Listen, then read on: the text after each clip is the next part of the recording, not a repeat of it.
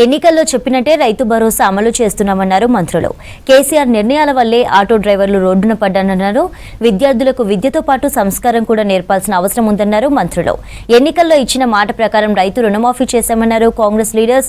రైతు భరోసాపై ప్రభుత్వం ధైర్యంగా నిర్ణయం తీసుకుందన్నారు నేతలు.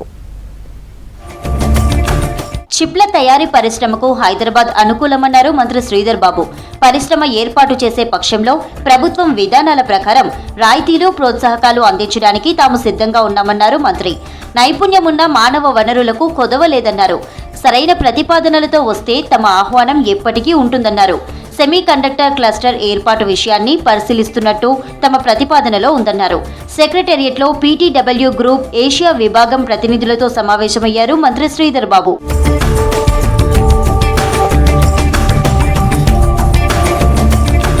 తాము చెప్పినట్టే రైతు భరోసా అమలు చేస్తున్నామన్నారు మంత్రులు పొన్నం ప్రభాకర్, పొంగులెట్టి శ్రీనివాసరెడ్డి, సురేఖ. పేద పిల్లలకు బువ్వ పెట్టలేని పరిస్థితి గత ప్రభుత్వంలో ఉండేదన్నారు. అందుకే 200% మెస్ ఛార్జీలు పెంచామన్నారు.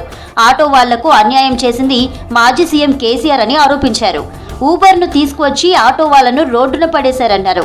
వరంగల్ రీజియన్ పరిధిలో కొత్తగా ప్రవేశపెట్టిన 50 ఎలక్ట్రికల్ బస్ సర్వీసులను ప్రారంభించారు మంత్రులు.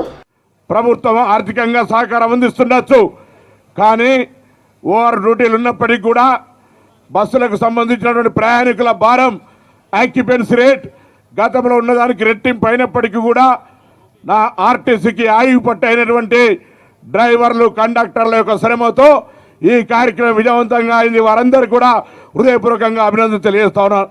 పేదోడి ఆడపిల్లలు స్కూళ్ళల్లో ఎంత ఇబ్బంది పడుతున్నారో ప్రత్యక్షంగా చూసిన ఈ ప్రభుత్వం 200% పైగా కాస్మెటిక్ ఛార్జీలు పెంచి పేదోడి ముఖంలో ఆనందాన్ని మన ఇందిరమ్మ ప్రభుత్వం గౌరవ ముఖ్యమంత్రి రేవంత్ రెడ్డి గారి నాయకత్వంలో చేసిన మాట నిజం అవునా కాదో ఒక్కసారి ప్రతిపక్షంలో ఉన్న నాయకులు గుండె మీద చేసుకొని ఆలోచించాల్సిన అవసరం ఉంది. విద్యార్థులకు విలువలతో కూడిన చదువును నేర్పాల్సిన అవసరం ఉందన్నారు మంత్రి జూపల్లి కృష్ణారావు.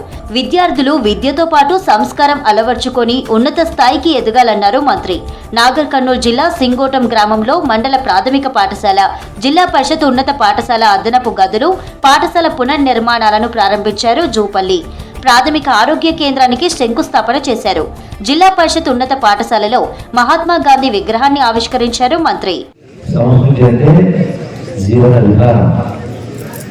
ఈ రోజున ఇప్పుడు ఏదైతే పిల్లలు ఏది మాట్లాడుకోవచ్చు, తల్లిని మాట్లాడుకోవచ్చు, తల్లితో చూస్తే ఈ సంస్కృతి, ఈ జీవన విధానం అనేది పూర్తిగా ధ్వంసమైంది కాబట్టి ఈ యొక్క చదువుల పరిస్థితి సరైనది.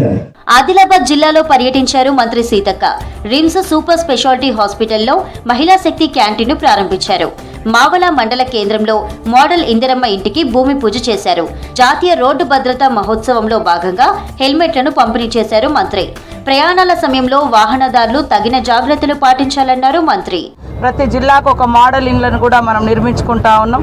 కాబట్టి ఇంకా ఏవేవైతే పెండింగ్లో ఉన్నాయో అవన్నింటిని కూడా స్థానికంగా ఉండేటువంటి మా ప్రజాప్రతినిధుల యొక్క సహాయ సహకారాలు, సూచనలతోటి అవన్నీ కూడా మరి సంబంధిత అధికారుల దగ్గర, మంత్రుల దగ్గర కానీ అదేవిధంగా ముఖ్యమంత్రి గారితో సాధించాల్సినవన్నీ కూడా తీసుకొచ్చుకొని రాబోయే కాలంలో ఆదిలాబాద్ జిల్లాను మరి అభివృద్ధి పదంలో మరింత ముందుకెళ్లే విధంగా కృషి చేస్తామని తెలియజేస్తూ 10 సంవత్సరాల కాంగ్రెస్ కార్యకర్తల కష్టం వల్లే రాష్ట్రంలో ప్రభుత్వం ఏర్పడిందన్నారు పీసీసీ చీఫ్ మహేష్ కుమార్ గౌడ్.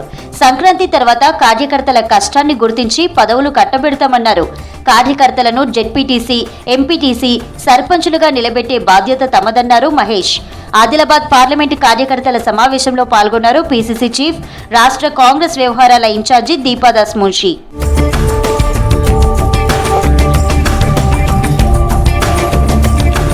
రాజకీయ లబ్ధి కోసం ప్రతిపక్షాలు ప్రభుత్వాన్ని విమర్శించడం మానుకోవాలన్నారు ఎమ్మెల్సీ జీవన్ రెడ్డి. మంచి చేసినప్పుడు హర్షించడం నేర్చుకోవాలన్నారు. ప్రజలకు ఇచ్చిన హామీ ప్రకారం రైతు రుణమాఫీ చేశామన్నారు. తెలంగాణ రాష్ట్రంలో 12 నెలల్లో 55,000 ఉద్యోగాలు భర్తీ చేసిన చరిత్ర కాంగ్రెస్ సర్కార్దే అన్నారు జీవన్ రెడ్డి. రాష్ట్ర ఆర్థిక పరిస్థితి బాలేకపోయినా ప్రభుత్వం రైతు భరోసాపై ధైర్యంగా నిర్ణయం తీసుకుందన్నారు శాసన మండలి చైర్మన్ గుత్తా సుఖేందర్ రెడ్డి.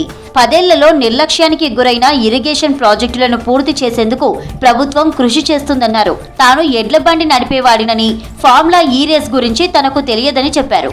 ఇక ఏ పార్టీ 100% హామీలు అమలు చేయలేదని, బీఆర్ఎస్ పార్టీ దళితులకు 3 ఎకరాల భూమి ఇస్తానని చెప్పి ఇవ్వలేదని గుర్తు చేశారు.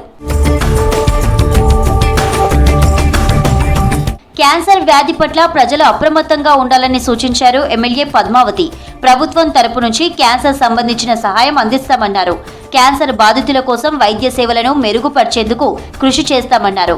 కోదాడ నియోజకవర్గంలో వివిధ అభివృద్ధి పథకాలకు ప్రారంభోత్సవాలు, శంకుస్థాపనలు చేశారు ఎమ్మెల్యే పద్మావతి.